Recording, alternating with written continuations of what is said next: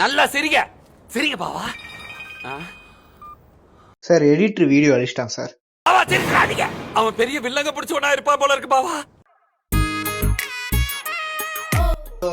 எல்லாம் எப்படி இருக்கீங்க? It's me Nevan. என்னடா 4th எபிசோட் வரல நீ வந்திருக்க, அது ரூம்ல இருக்க, என்னடா கதை அப்படின்னு கேட்டீங்கன்னாக்கா கதை இருக்கு.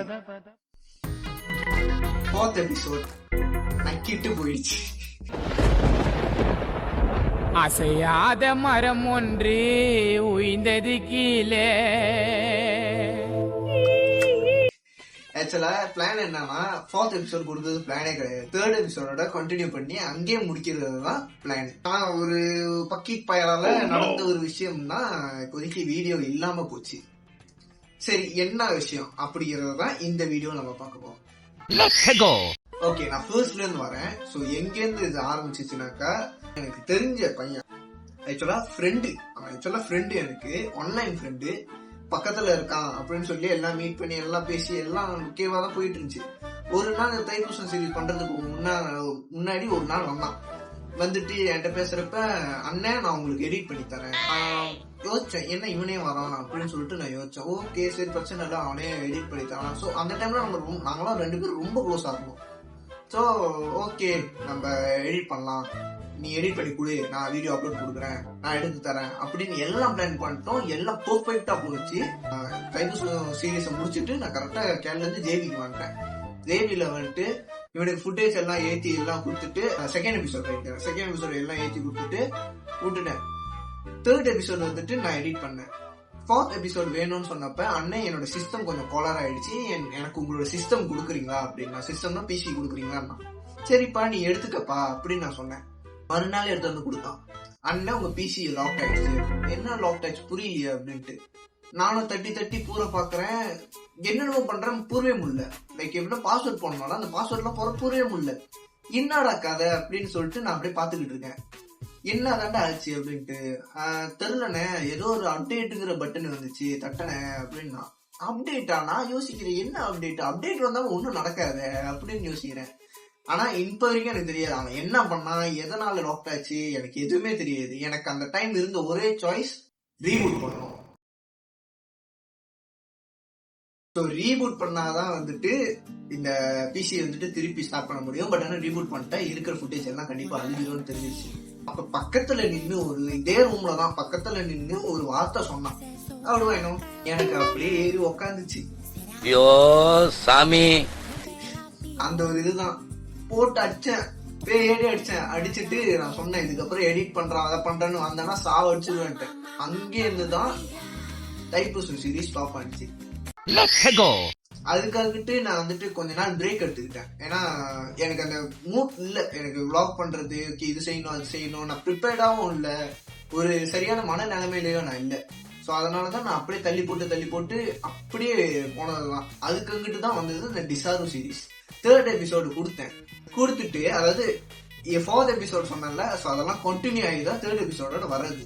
மொத்த ஃபுட்டேஜும் தூக்கி அவர்கிட்ட கொடுத்துட்டு அங்க நான் ஒரு தப்பு பண்ணேன். என் பிசில சரி கொடுத்துட்டோமே, என் பிசில இதுக்கு தேவையில்லாத ஸ்டோரேஜ் தான் அப்படின்னு சொல்லிட்டு எல்லாம் டிலீட் பண்ணிட்டேன். அவரு வந்துட்டு என்ன பண்ணிட்டாரு, போயிட்டு பாதி ஃபுட்டேஜ் அழிச்சிட்டாரு. எப்படி அழிச்சான்னு இன்ன வரைக்கும் தெரியல. அவன் கூட இருக்கிறவன் தான் சொன்னான், அவரோட ஃப்ரெண்டு கதிர்னு இருக்கிற ஒரு பையன், அவன் தான் சொன்னான். சரி ஓகே, இதெல்லாம் தெரிய வந்துருச்சு, எனக்கு அழிஞ்சிருச்சு அப்படின்னு தெரிய வந்துருச்சு. நான் உடச்சிட்டேன், உட்காந்துட்டேன் இந்த இடத்துலதான் உட்காந்து தலையை பிடிச்சிட்டு உட்காந்துட்டேன். அந்த டைம் வந்துட்டு நான் வேலையை முடிச்சுட்டு பிரேக் டைம்ல நான் இங்க வந்தேன். வந்துட்டு தலையை பிடிச்சிட்டு உட்காந்துட்டேன். நான் என்னதான் பண்றது, அப்ப கால் பண்ணி வெறுப்பேத்துற மாதிரி ஒன்று சொன்னான். ஃபுட்டேஜ் போச்சுன்னா என்ன பாத்துக்கலாண்ணே அப்படின்னு நான் திட்டேன். 300 வெள்ளிடா, 300 வெள்ளி. அந்த 300 வெள்ளியை போயிட்டு அங்க அவ்வளவு இது பண்ணி எல்லாம் செலவு பண்ணி வீடியோ எடுத்துட்டு வந்திருக்கோம். பத்த வரைக்கும் மண்ணுல அடி வாங்கினடா. நான்லாம் மண்ணுல அடி வாங்கி உடம்பு ஃபுல்லா மண்ணு 6 நாள்ல உட்காந்து குளிச்சுட்டு அப்புறம் தான் அங்கேயும் கிளம்பி வந்தோம். எவ்வளவு சேட்டைகள், எவ்வளவு நல்லா காமெடி எல்லாம் பண்ணி கஷ்டப்பட்டு பண்ணி ஒன்னால போச்சடா அப்படின்னு திட்டுனேன். அப்ப நான் என்னடா பண்ணுவேன் அப்படின்னு ஒண்ணு சொன்னாங்க. எனக்கு வெறி ஆனிச்சு, நீ எப்ப கிடால இருந்து ஜெயிலுக்கு வரியா அப்ப உனக்கு சங்குடா அப்படின்னு. சரி ஓகே அப்படின்னு சொல்லிட்டு நான் என்ன சொல்றேன்னா, அவன்கிட்ட எடிட் வருது, ஆனா எடிட் பண்றப்ப வர விஷயங்கள்லாம் உனக்கு வரல, பிரச்சனை இல்ல, நான் உனக்காகவே ஒரு காசு நான் ரெடி பண்றேன். அதாவது ஒரு ஃபுட்டேஜ் எப்படி காப்பி பண்ணி சேவ் பண்ணி வச்சுக்கிட்டு அது அழியாம எப்படி பாத்துக்கிறது அப்படிங்கிற காசு நான் உனக்காகவே ரெடி பண்றேன். சேர்ந்து நல்லா படிச்சு அப்புறம் என் டீமுக்கு வேலை செய்யறதுன்னா வேணவே வேணான்ட்டு கிளம்பி அப்படியே போயிடு. நீ கடைசி வரைக்கும் என்னோட சேனலுக்கு எந்த ஒரு உதவியும் செய்ய வேணாம், நானே பாத்துக்கிறேன்ட்டேன். ஸோ அதனால இதுக்கப்புறம் நம்ம சேனல்ல வரக்கூடிய வீடியோஸ் எல்லாமே நான் தான் எடிட் பண்ணுவேன், எடிட்டர் கிடையாது. ஸோ அவ்வளவுதான், இதுதான் சொல்றேன். கேமராமேன் எந்த ஒரு பிரச்சனையுமே கிடையாது, கேமராமேன் நல்லா அழகா எல்லாத்தையும் எடுத்து கொடுத்தாரு. இங்கிட்டு ரிசர்வ் சைட்டு போனோன்னா ரோஷன் வந்துட்டு ஃபுல்லா அவன் தான் கேமரா பண்ணான். நான் வந்துட்டு சொன்ன இந்த இடத்துல கட் பண்ணிடுறா, எதுக்கிட்ட நம்ம விளாடுறோம் அப்படின்னு. இல்ல நல்லா இருக்கும் அப்படின்னு சொல்லிட்டு அவன் தான் நிறைய கிரியேட்டிவ் ஷாட் எல்லாம் எடுத்தான். கரெக்டா அவன் வேலையை பார்த்தான். இவன் ஏன் இப்படி பண்றான் எனக்கும் தெரியல, அது தெரியல.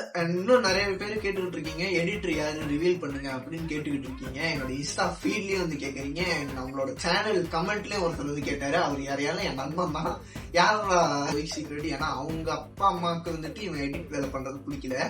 ஸோ இப்ப இவன் அதுல ஃபியூச்சர் இருக்குதான், பட் ஆனா அவன் என்ன பண்றது, அவன் அப்பா அம்மாவுக்கு பேசி கேட்டும் நடக்கணும், அவன் பேஷனையும் விடக்கூடாதுன்னு பாக்குறான் அப்படின்னு. ஸோ அதனால கூடி சீக்கிரம் நான் அவன் யாருன்னு நான் ரிவீல் பண்றேன். இப்போதைக்கு அவன் பேர் கூட நான் சொல்ல முடியாது, ஏன்னா கண்டுபிடிச்சிருவாங்க. நான் கூடிய சீக்கிரம் நான் வந்துட்டு அவனை இன்ட்ரடியூஸ் பண்றேன். நீங்களே பார்த்து நல்லா கொத்தா காரி நூல் துப்புங்க, அப்பயாச்சும் அவனுக்கு அறிவு வருதான்னு பார்ப்போம். ஸோ அவ்வளோதான் ஃப்ரெண்ட்ஸ், அடுத்த வீடியோவில் பார்ப்போம். அடுத்த விளாக் ரெடி ஆயிடுச்சு. அடுத்த விளாக்ல நம்ம பார்த்து மீட் பண்ணி பயங்கரமாக என்ஜாய் பண்ண போகிறோம். ஸோ அடுத்த விளாக் செம்மையாக போகும்னு நான் நம்புறேன், பார்ப்போம். ஆனால் சத்தியமாக சொல்கிறேன்டா, வயிறு இருந்து சொல்கிறேன்டா நீ.